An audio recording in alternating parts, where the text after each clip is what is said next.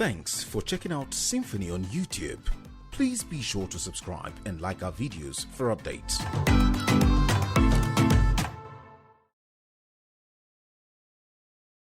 Well, I think when you assess this administration in comprehensive terms, it's not surprising that they're extraordinarily sensitive to public comments. They haven't done well by any standard. They claim that they've done fairly well in terms of infrastructure, but the country's security has never been worse. And that's one of the major yardsticks by which you measure governments. They have mismanaged our pluralism. The country is falling apart because huge parts of the country are saying we're not part of this country. We don't feel part of it. That's again a major failure. They haven't tackled corruption. There's a huge amount of young people who have nothing to do, who are angry, who are alienated. That's a major failing. And you have an administration that just doesn't seem to appear to want to improve the way it does things. It just wants to keep things the way they are. When you put all these things together, and then you have a population that is angry, demanding, pushing, and then putting alternatives. For instance, the Biafra thing, the violence that we see in other parts of the country. You have a situation where you have a government that is virtually locked in now, or locking the nation out, and the nation that just keeps knocking on the door, using social media, using whatever media, using violence, and so it's a very unhealthy situation. We are in very serious trouble because two things are happening. We don't have an administration that is sensitive to the fact that there are many, many things wrong out there. It's defensive. It believes that it should use strong arms. In many instances, it doesn't have those strong arms, but it attempts to use that. And you have a population which senses a weak government, a vulnerable government, and it will not relent from piling pressure. And then you have the criminal, the bandits, there's so much bloodletting in the country that you just don't know, would this thing stop at all? Where would it stop if it will stop? What would it take to stop the killings in the northern part of the country, in the southeast, in the southwest? What would it take to stop this? How long do we need to go? Do we need to wait until President Buhari finishes his term and then it's 2023 and we have an election? Can we even survive that and get to a situation where we put in a new leadership? Even more worrying, what kind of leadership do we put in place that will begin the process of rebuilding Nigeria, reconstructing Nigeria? And in the meantime, how do you address all these agitations? How do you address the issue of Biafra? How do you address the demands that so many people feel alienated? They don't feel part of this country. How do you address young people? Now they used to have an avenue where they would abuse each other, abuse the government, complain. And for one reason or the other, the government says, nope, that represents a threat to national security, and we'll shut it down. And you have young people saying, well, even this one we don't have. My view about the Twitter thing is slightly different from other people. I think Twitter should be more responsible, not just in Nigeria, but in other places. That's an immense amount of power you're putting in the hands of citizens. And when you democratize information like that, it also goes into the wrong hands. And you do need to regulate, up to a point, to protect national security, to protect sensitive parts of the way we exist. But it is already a world where you cannot muzzle the citizen. Yes. And you must respect that. And if you don't respect that, there are so many other avenues. And when you shut down citizenry that has to say something, they will find other ways of expressing. And the worst thing you want is for them going on the streets. Yes, expressing it with anger, violence, frustrations, and greater frustration. In one of your interviews, you said that the administration was more interested in power than governing. Isn't that a show of such example in terms of this ban on Twitter and all the conversations in between the line? Yeah, it is. That statement is manifested in so many ways, but yes, there's an English expression that says, when all you have in your hand is a hammer, everything that you see will look like a nail. So when the government, when any administration runs out of options, it's got its back against the wall, it has no ideas about how to get off, it doesn't look for those ideas, it doesn't believe it should change its posture, it results only to these kind of knee-jerk reactions. Shut down, lock down, use the military against issues. It doesn't ask questions. What creates some of these tensions and stresses? And how do we deploy other means other than just this hard one? This is not a government that administers a country. This is not a president who believes he should administer. He just believes that everybody should behave. If where there's a problem, it's not his. It must be Nigerians' problem. And therefore, sit down, shut up, don't speak up. You are subversives, you are threats to the security. And there are genuine threats to security in this country, both now and in the future.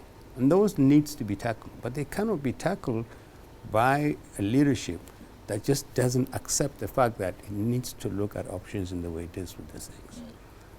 Why isn't he talking with people, leaders of groups? If the Biafra thing is so intense, in the last 2 days since we read the statement from the Northern Elders Forum, where we advised that it appears that IPOB and ESN has become a major threat, a major problem, both for the East and for Nigerians. And we don't want to, this nation can't stand another war. Yeah. And we offered an option. We said, maybe it's time to consider letting Biafra be, if that is the view. The feedback I got was amazing. That interview actually went viral. Yeah. Sorry, it was a press conference. Sure. Yeah, I read the statement, and it's unbelievable how much feedback I got. What kind of reactions are you getting, especially from the Southeast, from that it's mixed. statement? It's mixed. First, a lot of it is anger. How dare you say we should go? Who are you? Who are you to say the Igbo should go? Very close friends of mine said, oh, this is patronizing. When Boko Haram came in the north, we didn't say northern elites were complicit. And so it's, how dare you single out the south? Why didn't you bring Odudwa in? That kind of thing. And there were people who said, don't lump us along with IPOB. You have no idea what IPOB and ESN is. There's a lot of fear, there's a lot of violence here. People can't speak out, including very, very prominent people. Governors, people like Senator Ekweremadu, a lot of them. There are a lot of killings, huge numbers of killings, both Easterners, people from the Southeast, and other people. And people say, it's okay for you to say that. You live in the comfort of Abuja. You don't know the kind of terror and fear that we live in here. And we understand that. So Doctor, it means that the demand, agitation for separatism is not representative of majority of feelings of the people in the Southeast. Speaking from the point of view of the feedback you receive from that statement. Look, the leadership, and I got phone calls and I spoke with a large number of people. The leadership is absolutely committed to stay in Nigeria. This is the feedback I got. Igbo leaders want to stay in Nigeria. They recognize the fact that the Igbo have a huge stake in this country. The options are frightening. They will pose major problems for the Igbo. And that these activities by IPOB and ESN do not represent the mainstream opinion. That's the leadership. I also got the impression that the Igbo leadership is substantially alienated from a large part of mainstream non-leadership opinion. when you go there, and I got loads of it, thousands and thousands of reactions, and people are saying, look at this Aboki, look at this Hausa man, just using English to tell us, all we want is to go. What appeared to have annoyed more people than anything else was when I was asked, well, what about referendum? And then my response was, well, unfortunately, referendum is not in the Constitution. That doesn't mean we cannot put it in the Constitution. But I said, it's not in the Constitution. And people said, you see, he says we shouldn't go. And then he says it's not in the Constitution. It's not in the referendum is not available to us. So what do they want us to do? Now, the point is that if we have a major initiative by the leadership of Igbo people, I think a number of things would do. Nigerians do need to hear from the leadership of Igbo people whether, one, they are absolutely helpless in the light of the onslaught by IPOB and ESN. And fear is the sole major determinant of their reaction to what is going on in the Southeast. That's perfectly understandable. Absolutely, but then we've also seen Ohanes and Dibo, Yes. in their conversations come out to say that they are for a peaceful Nigeria, Yep. a united Nigeria, and that no violence is a just violence. However, there have been a call time and time again for a need to dialogue. And I also know that one of your wish lists to the president at that time was to also seek mediation and some sort of conversation to be able to reduce the level of insurgency and attacks like this. Do you not think that regardless of the elite's demand to have a united Nigeria by the Igbo leadership, that the conversation needs to be heard? Absolutely. Of all the times Nigerians needed to talk to each other, none has been more pressing than now. The statement by Ohaneze, for me, was great. It was the kind of thing you needed to hear. And Ohaneze is not a lightweight in the East. It took courage for them to come out and say this. What would condemn the violence? You need to condemn the people behind the violence and say, whatever is the motivation behind this, we don't share it. Wherefore, Nigeria, we want to stay in Nigeria. People want to stay in Nigeria. The people who are using violence and fear and intimidation to create Biafra are not providing a good basis for Biafra to exist. You cannot pull millions of people out of a country with fear, using fear and intimidation and threats. That's important. The next thing to do would be to find other Nigerians who recognize the fact that the East, the IPOB issue and ESN is not an Igbo problem, it's a national problem. The same way the Boko Haram is not a northern problem. It is actually a national problem. Some of the things going on in the Southwest are not problems of the Southwest. They are national problems to the degree that they represent threats to security of communities. And they are the responsibilities of this administration to deal with. You see all these threats now because you see a weak government, and people tend to perceive and understand weakness. And once they see criminals getting away with things, banditry, kidnapping in the northern part of the country, people think, oh, we can do anything and get away with it. So that engagement needs to take place. The problem is this. People tend to think government should convoke, bring national conference, bring national dialogue, we must have.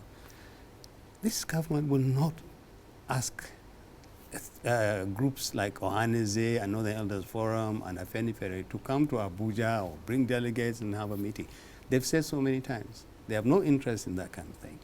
They believe whatever grievances you have, if it's to do with restructuring or the Constitution amendment, go to the National Assembly. Unfortunately, the National Assembly doesn't show any inclination to want to address fundamentals of this issue. So you have a country that is desperate for some serious changes, serious discussions, serious negotiations, but there is no avenue. Now, the option would be organizations like Ohaneze and ours in the Northern Elders Forum and Afenifere should get together and speak. There's no law that says we cannot speak to each other. We cannot arrive at some decisions. If all we do, like when you made the reference to the National Consultative Forum meeting yesterday, that's a major forum. What we did yesterday was to say, listen, all Nigerians have seen in the last few weeks is very frightening rhetorics, scary images, killings, angry words thrown at each other. Why don't we show ourselves? In the National Consultative Forum, you have a Nigerian from virtually every part of the country. We have people who have held huge responsibilities in this country. There are people who are very sensitive to where the country is headed. And we got together yesterday. We put our face, we took a photograph.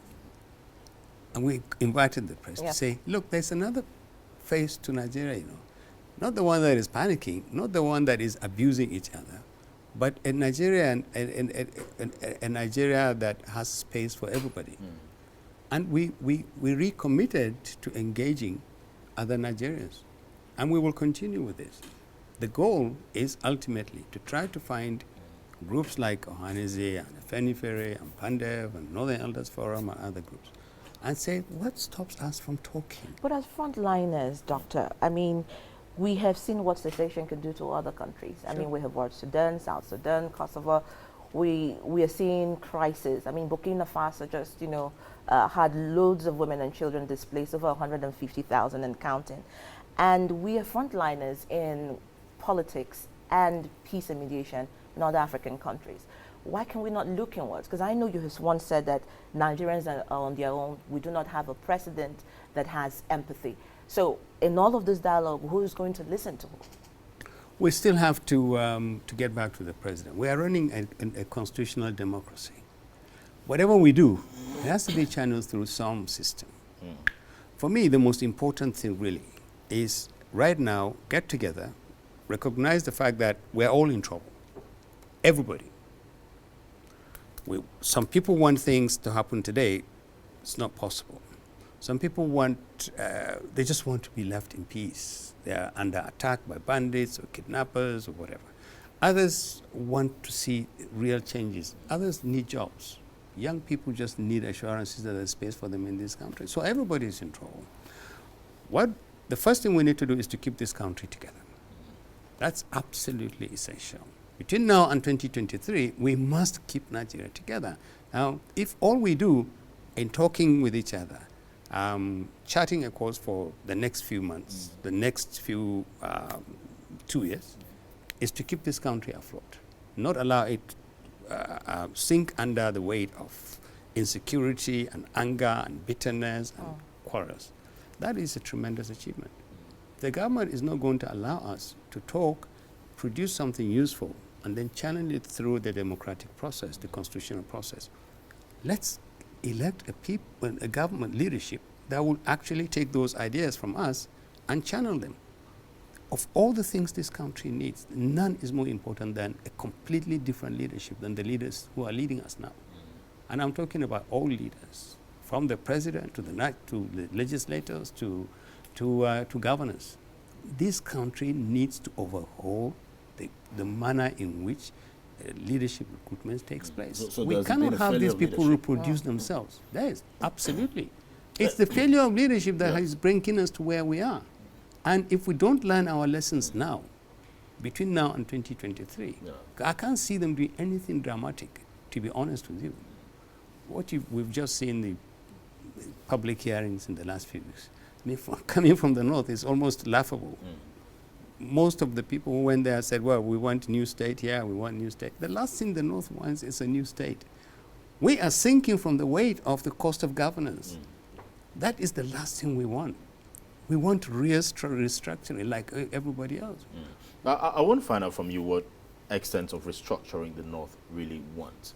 But before that, let me just track you back a bit when you talked about some leaders of the Southeast who haven't really spoken up or condemned the people carrying out mayhem in the part of it. Do you think that some of these leaders have been intimidated to silence? You cited Ekweremadu the other time. Remember that once he traveled out of the country, he was attacked by persons. He was attacked a few weeks ago at home. Yes. And policemen were killed, people. Yes, attacked by persons suspected to be, IPOB sympathizers. Do you think this has somehow, intimidated these leaders who would have spoken up to silence? I think so, without any doubt. And I can tell you, I have spoken with people in very responsible positions who says, you can speak like that. You have no idea how serious this is. We have northerners who live there, and they live literally in fear. So the sentiments are very strong. The sentiments are strong. The fears are legitimate. Yes. There is a huge amount of violence targeted at people who would dare to stand up and say, enough. Absolutely. We may all want changes. The Igbo have grievances. They have issues with Nigeria. And these issues are legitimate in your opinion? They are. Every group has legitimate issues with this country. No group will tell you we are perfectly happy. So there's consensus about the need to restructure this country. We could argue about details, but the fundamentals are settled. Yes. Dr. Abba, as you go back to your statement where you said, it will not be the best choice for the Igbo or Nigerians to leave a country we have all toiled to build, and a country we all have responsibility to fix. But it will not help a country already burdened with failures on its knees to fight another war to keep the Igbo in Nigeria. So on the one hand, you admit the fact that the Igbos have a stake in Nigeria. Of course. And they need to be part of the Nigerian project. On the other hand, you're saying, if they so insist on not staying in Nigeria, please allow them go. Do you really mean that latter part of your statement? Yeah, absolutely. But look, the point is, we say it won't serve anybody's interest, including the Igbo. And some of my friends found that patronizing. Who am I to speak for the Igbo? I can't speak for the Igbo. They are fellow Nigerians. What happens in the East affects me. And I have every right to say what I think about including advising the Igbo. The Igbo built this country along with other Nigerians. 100 years of contributions. The Igbo is in every single village in this country. The Igbo works hard. He invests his money where he is. The only group that you find every single nook and corner of. So he has a huge stake. And that was the point about the sentence. It would not be in the interest of the Igbo or for Nigeria for the Igbo to go. If, however, it becomes absolutely clear that the vast majority of the Igbo want to go, how do you keep a people who are bent on leaving? How do we even determine how much of a majority of the Igbos? Exactly, but that's the point. That's the point I was making about this thing getting a lot of people worked up. Because I was asked this question. Look, referendum is one way in which you can determine whether Igbo people or all Nigerians believe. First, go back to the Southeast. Ask Igbo people or people of the 5 states in the Southeast. Yes or no? Do you want to leave this country or stay? We don't have that provision in the Constitution. People don't like to be reminded that you actually do need to take some steps to create that referendum. Absolutely. And it is by no means certain that the people who sit in the National Assembly and in the state assemblies will agree to an amendment that allows people to undertake a referendum. But that's a major step. And if you're going to do that, it's not just to satisfy the Igbo. If you're going to accept the fact that Nigerian groups, any group in Nigeria, can choose to decide whether to stay in this country or not, don't create an amendment just to suit the Igbo. But assuming you do that. Would there be anything wrong to create that amendment? Because the Deputy Senate President spoke about it last week. Yes. And he said the same thing you said. Look, Section 9 is clear what we can do. There's no provision of referendum in the Constitution. And it would take an amendment to include that so that people can We have supported, the Northern Elders Forum was questions. one of the first groups to support the inclusion of a referendum. Not just to deal with the Igbo issue, the Biafra issue, but for everybody. People make a mistake. They say, oh, other countries don't have it. So what? This is a federation involving 200 million people. And counting, absolutely. God knows how many ethnic groups. It is possible every once in a while issues like Biafra comes up. And you have to pay attention to this. I mean, sorry, with due respect, you guys were not born during the war, or before the war. I mean, I was 12 when the Civil War broke out. A lot of my friends were Igbo, the kids I used to play with. Many of them were killed. I literally saw 2 of my best friends out on the streets killed. It took me years to get that image out of my mind. Now, I was in the federal side of it, but we knew there was a horrible war that was going on. We don't want to go through that kind of thing again. And the irony this is the one of the very rare moments where I agree with President Buhari when he says young people who don't understand what the war was. They don't. They don't. They talk about war glibly. They think you can just walk out of a country. And if we have to fight it out, you fight it out. You just cannot fight out your way out of this country. So the referendum thing is one option. But when you design it, please don't design it only for one ethnic group. Allow Nigerians, groups, ethnic groups, regions, whatever, to decide whether they want to stay in this country. And what you're likely to find, I'm sorry, let me make this point. What you're likely to find is that 99% of Nigerians, if you give them a chance to do a referendum, would stay. Bad as it is, this is not a bad country. We have problems now. We have very serious problems. But I can tell you, if you ask 100 Nigerians, any Nigerians, do you want to leave and form your own country? Will stay, including the Igbo. You know, this brings me to, I'm glad you took that right out of my mouth. I mean, you're looking at the population of both, northern, citizens and those from the south across board, over 20 million Igbos in the north and, vice versa. And you're thinking about a shift in mindset, in generational, cultural inheritance, people who are more northern than they're Igbo and who are more Igbos than they're northern. So you're looking at all of that gap. But I think, I know that, Obasanjo, Sultan of Sokoto, and so many other former leaders are to meet in Abuja today to have a conversation on insecurity. That conversation, like you have said, it's one thing to be having those dialogue. It's another thing for the executive to want to listen. How do we bridge the gap with that? Because one, whether you like it or not, we saw the Brexit. You saw the journey that took. They're still talking, and you're looking at a Nigeria where even just to sit and have a review, on the confab that took place, it's a problem, and talk more of a referendum. So you've talked about the journey. So these meetings, the Northern Elders Forum, or Hanez and Igbo, how do you create a desperate demand on the voice of the executive? First, I think we need to keep knocking on the door. We need to remind the leadership that it's actually leading people. We are not in the service of this administration. It's at our service. When things go wrong, they need to listen. They need to listen to the voices in this country, not just from the East, but from all parts of the country. They need to listen. They need to also, if you don't listen, you cannot sift what is nonsense from what is real. That's important.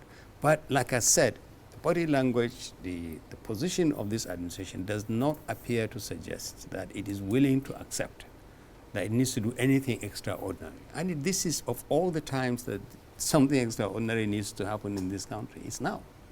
So all these leaders are running around saying, oh, we must fix, we must do this. The challenge here is, of what value is all these talks? How do you channel this into an administration that says, go to the National Assembly? It's like 100 people turning up in a hospital, from those with the mildest ailment to the most severe case. And you have someone who sits at the gate, and everybody who comes, he says, go and see the nurse. Go and see the nurse. And says, but this is not for the nurse. This is, I want to see a doctor. And they say, no, go and see the nurse. It's not a very perfect analogy, but that's basically what it is. It's close to it, doctor, because even the nurse will tell you, okay, this is what I can treat.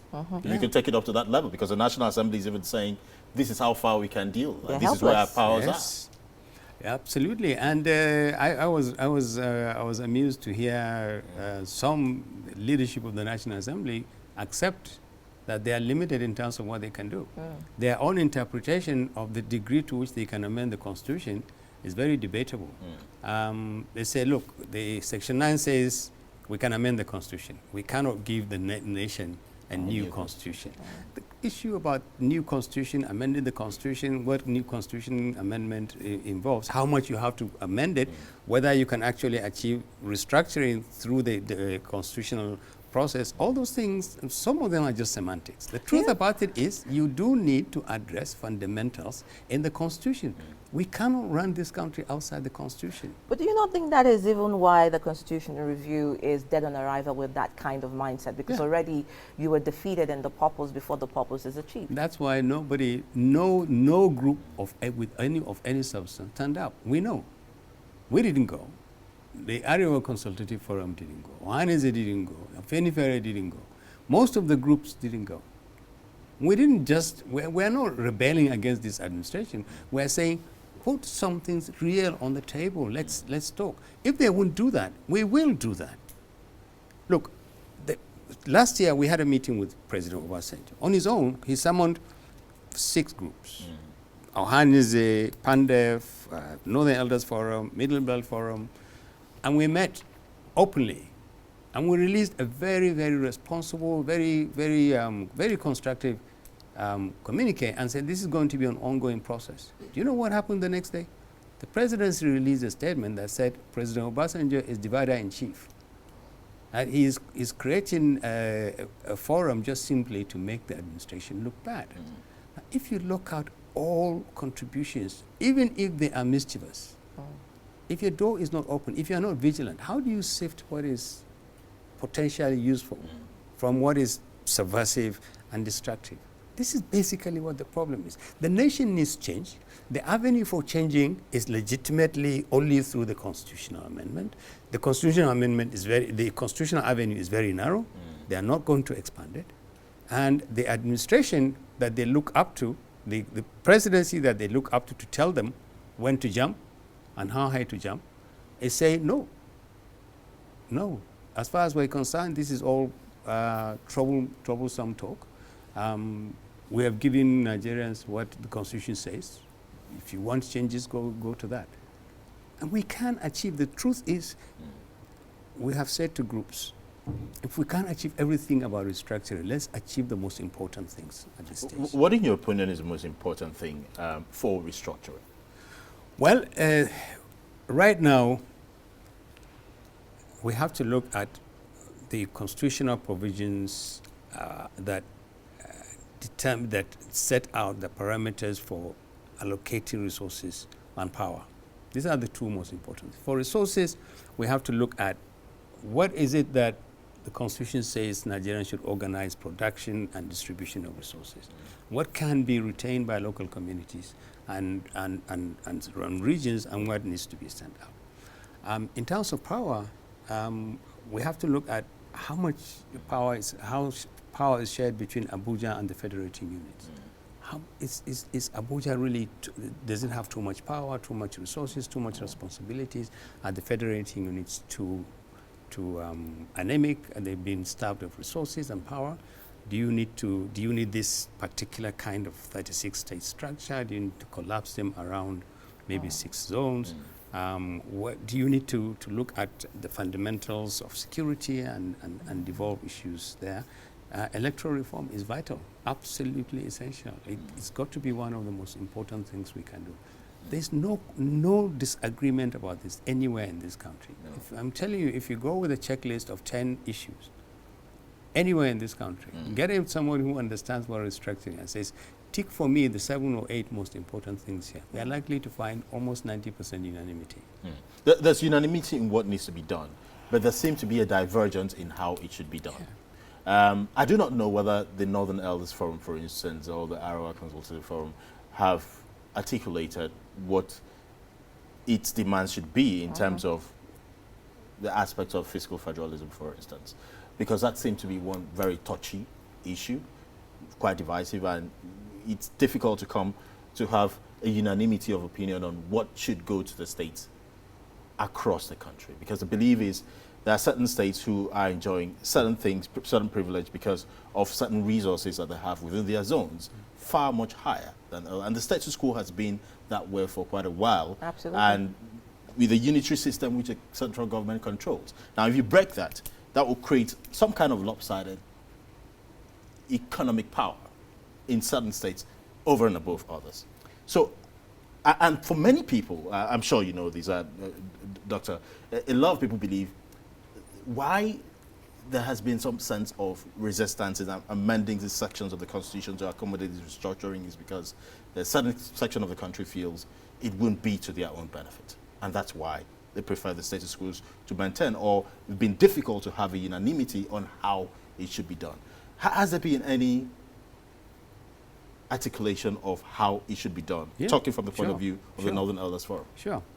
And let me take that last point first. It's misleading to think that the resistance against restructuring is because some groups are benefiting from the existing status quo.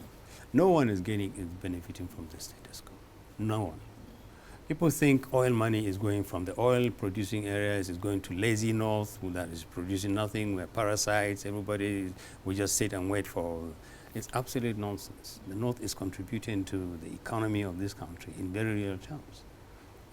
3 days ago, people said, oh, they're not bringing onions again. And somebody said to me, why are your people not taking onions there? And I said, oh, well, make the environment secure. They will bring onions. You are dependent entirely on the onions they bring. Some of the cattle, some of the meat you eat is entirely dependent on. But the North has articulated a position on fiscal federalism, defined loosely as an arrangement that agrees on how the wealth of the country should be distributed, produced and distributed. We have absolutely no problems with revisiting this issue. The North is rich. We have land, we have water resources, we have people, we have solid minerals. We can live on our own and we can live with the rest of Nigeria, and we would be a great country. Our economy can grow. But we also believe that God in His wisdom created us along with other people who have oil, some have other resources. If we pull all these things together, we are a federation. There's nothing in the law that says we must all be equally rich. If you give somebody 20 naira and you give me 5 naira, fine. Even the richest countries in the world, you go there and see the kind of level of poverty that you will not believe exists. We are not saying we want to be like Lagos State or River State. We can be rich. We are sitting on huge potential. On huge potential. So we are comfortable discussing this. Our positions are very clear. There's nothing we will not discuss.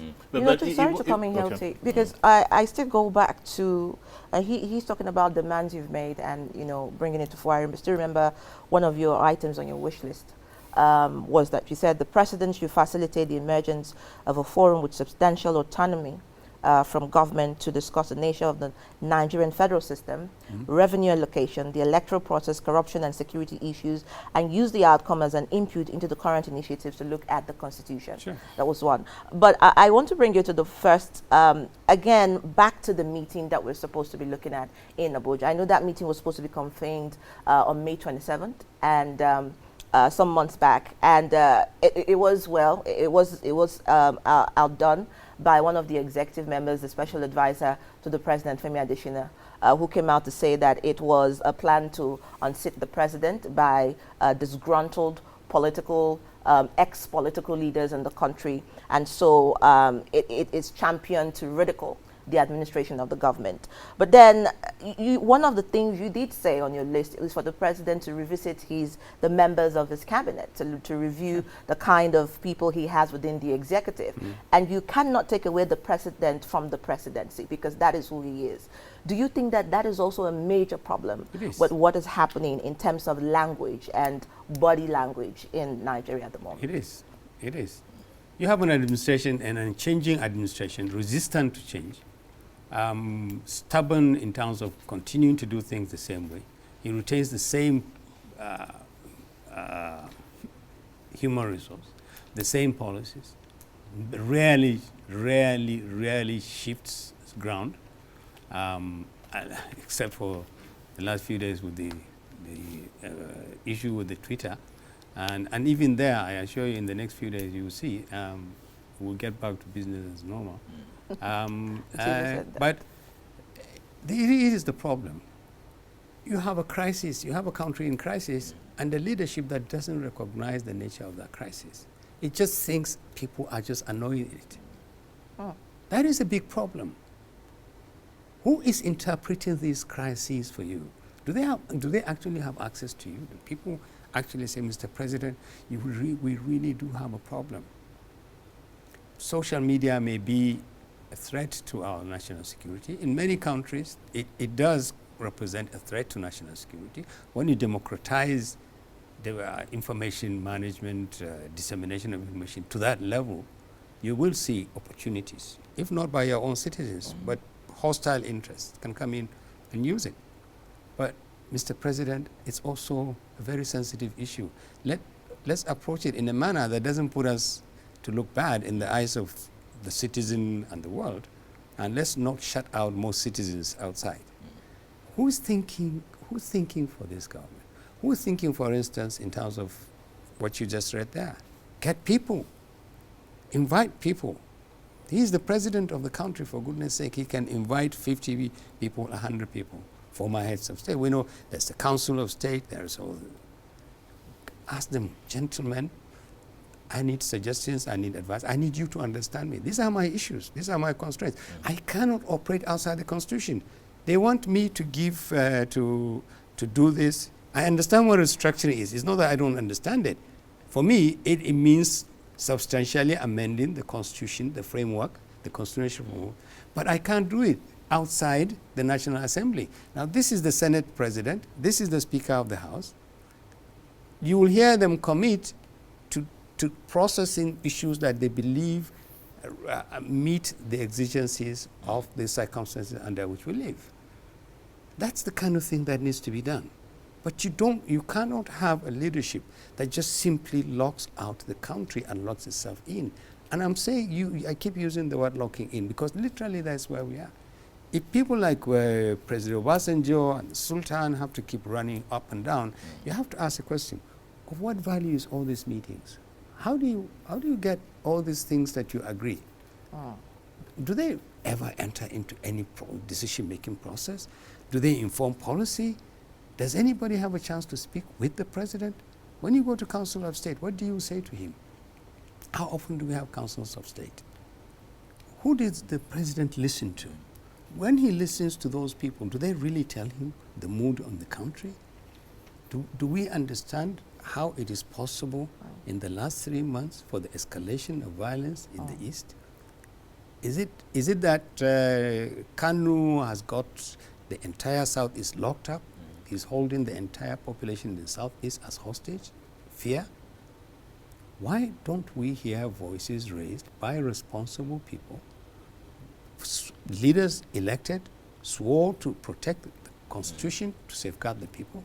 Why aren't governors Well, we've talking? seen the governors have their meetings intermittently. I mean, the northern governors, the southern governors, and we've seen reviews and comments and conversations around that gathering.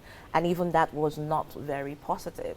So, again, do you not think that the language that the executive is getting is that the system is against it, and so it must put up every measure to stop any infiltration of their powers? It's not just any measure. It's considering options.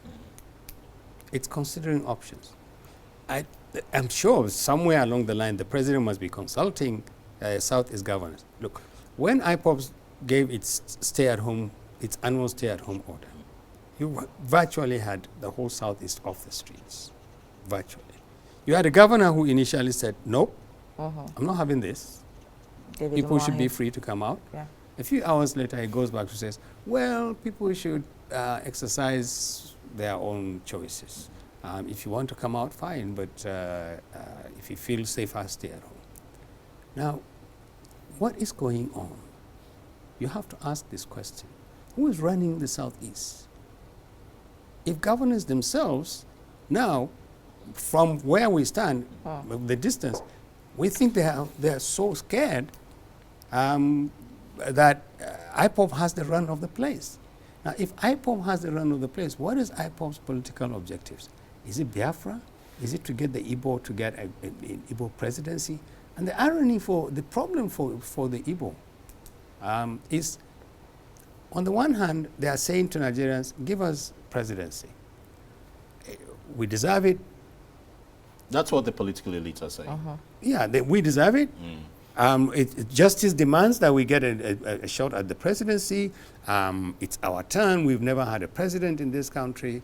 And Nigerians should understand, the presidency for 2023 should be an Igbo man. And all standards of justice and equity and fair play suggest that. They're talking to Nigerians here. They're getting some Nigerians to think and say, maybe it's true.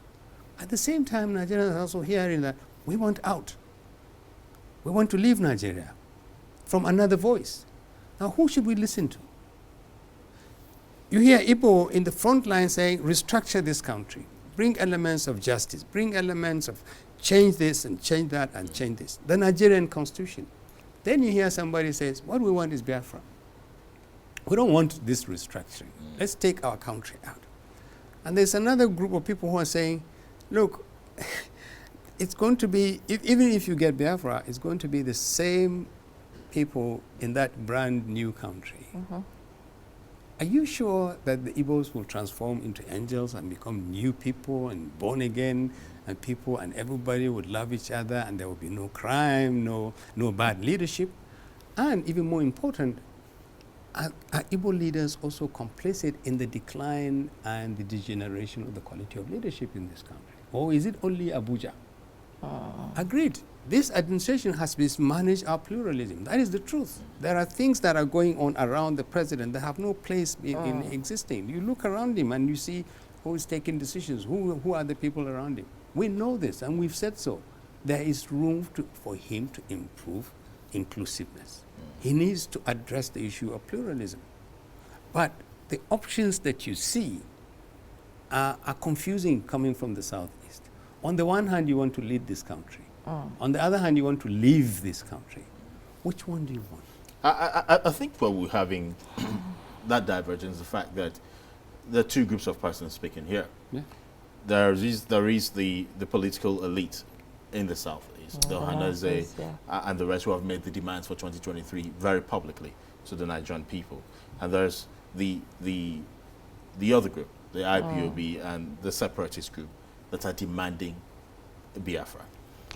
What do you think can be done in terms of the leadership of the Southeast? Should there be a convergence of opinion and they can now engage the federal government on that basis? Or should the federal government, led by the head of the executive, take the initiative to call both the separatists and the moderate voices together and said, let's have a conversation? Because it's been done in the past, it's been such. Sure. President Umaru Musa Yar'Adua engaged the Niger Delta militants at the time, and he got results. Should the president be thinking towards the direction now that it appears that the Southeast problem is becoming intractable? I think so. I mean, I shouldn't. I got a real ticking off yesterday from, like I said, a friend of mine who said, how dare you prescribe to us how we should think? And she was wrong, because we should be able to say to each other what is wrong wherever we are in every part of this country. I think there is a contradiction that has to be resolved by the Igbo, by the leadership and by every Igbo man. And that is basically, maybe when we release that statement, they will say, listen, they are getting the wrong signal. You hear these people from the north saying we should go. We don't want to go. Maybe we need to raise the conversation so that at least two voices are heard somewhere. What we want is justice, a greater space for Igbo to feel he belongs in this country. He's safe, he's enterprising, he wants to be secure, he wants to be wherever he wants, and he wants to be treated as an equal. He doesn't want something that gives him superiority over others. He feels right now that he's underrepresented, he's undervalued, he's underutilized, and he wants out. And these guys are already saying, go now. Now, the other side of it is that it's saying, no, all those things are not important. Let's go and fix it in our own country. That fundamental contradiction needs to be resolved. And it can all be resolved not by this administration, but by Igbo people themselves. That conversation needs to be had. Why do you think this administration cannot resolve that? Well, this administration cannot talk to Kanu, for instance. And in my view, shouldn't talk to Kanu. Why? Because anybody like Shekau, anybody who believes that they should use violence, kill people, maim people. But are you comparing Kanu to Shekau? Absolutely. But Kanu doesn't blow up places and doesn't kill people. He doesn't commit suicide bombings. He doesn't hold people hostage. Who runs ESN? What does ESN do? Is it comparable to what? We're not comparing scale now. But does IPOB have an enforcement arm? But ESN doesn't exist on its own. ESN is the enforcement arm of IPOB. But true, you've also talked about it is dialogue. the enforcement arm of IPOB, no doubt. But would you equate it with what the atrocities Boko Haram is committing? I'm equating the use of violence to achieve political ends.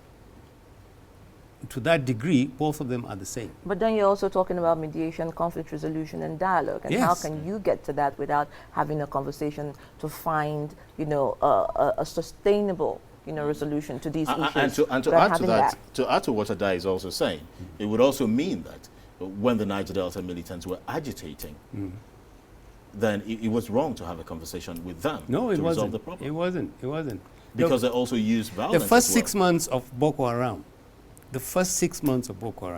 if we had a government on its toes that understood the nature of the uprising after the killing of Muhammad Yusuf, and I was part of the committee that was set up by the government to dialogue with Boko Haram. If the government had understood it and acted on the advice that we gave in the first few months of the Boko Haram, we would not have had Boko Haram at all. This is why you need a vigilant government, and at all times, government must have vigilance, and that's why they have people who think through security issues. There was nothing wrong. It was one of the greatest things that happened in this country, and that Errol did, and I was part of that initiative as well. Hold it. You asked a question, and it is very important. Yes. Niger Delta was resolved because you had a government willing to actually soil its boots, go to where the problem is, try to understand it, and fix it at great cost. It's still fixing it. Now, but who's doing the same thing with IPOB and ESN? No one. It should be done by the Igbo leadership and the federal government together. But you need to bridge the gap between these two. But when you reach out, the militants are the leadership. One of them, he's still around, my very good friend. He was very difficult. We had to go there and persuade him. Now, Shekau, the reason why it was difficult to get the Boko Haram thing was we bungled this thing. I have to say this. For almost 2 years, Boko Haram had only 4 demands. Only 4. Prosecute the people who killed Muhammad Yusuf in cold blood. Rebuild the Marcus, his house that was demolished in Maiduguri. Stop arresting our wives and children. And please, Allah, just leave us alone to worship. Believe me, if the government had acted on those 4 demands, this is why I said the same demands they gave Obasanjo. Okay, we're just about to go. Let me just throw this in before we go away and have the next interview. I know that over the years, there have been calls for cessation. There have been demands from the southeast, from the southwest, but it's never been so intense as it is now. And we have seen leadership after leadership still, have a way to dialogue. And when you look at the southeast, a lot of people are saying, well, it is not just the demand that is the problem, it is the failure in leadership. Sure. And the failure in leadership starts from the head of states who are also governing those states. Do you believe that that's the right? Absolutely. What we have is a broken political process. The system by which politicians capture power and use it for themselves alienates people. And it creates huge reservoir, huge amount of frustration and bitterness. And these things tend to accumulate. Our democracy doesn't work for the people, it works for the politicians. There are only 2 groups of Nigerians. Forget the language, forget the religion. There are only 2 groups of Nigerians. Politicians who are running this country aground, and the rest of us who are hostages and victims. That's the simple truth. You need to fix the political process. If you are going to salvage this country, you need to fix a broken political process. You need to stop this kind of people emerging to positions of leadership. Otherwise, we won't change Nigeria.